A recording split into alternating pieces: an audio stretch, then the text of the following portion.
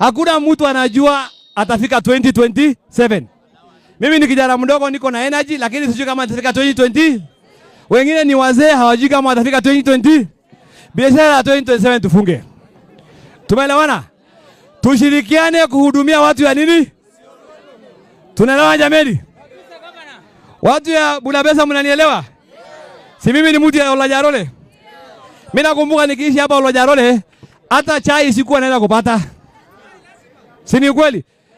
Hakuna haja ya kuficha. Mimi nilikuwa nalala kwa box chini. Lakini kwa uwezo wa nani? Ya Allah. Mimi ni gavana yenu leo, si ndio? Nilikuwa nalala kwa box. Iko sana nakuja naangalia kama mama amepika kitu, hakuna kitu ya kukula. Napambana na hali ya. Iko sister yangu alikuwa anafanya town huko, iko watu wanamjua anaitwa Ware. Si ndio? Amekufa na mpata huko ndani ya town, anipatia shilingi 20 naenda kununua mandazi hapo na maharagwe na kula. Lakini kwa sababu Mungu ni mkubwa, kila kitu kiko kwa mkono wa nani? Leo mimi ni gavana yenu. So mambo ya 2027 ndugu zangu ni tuachane naye.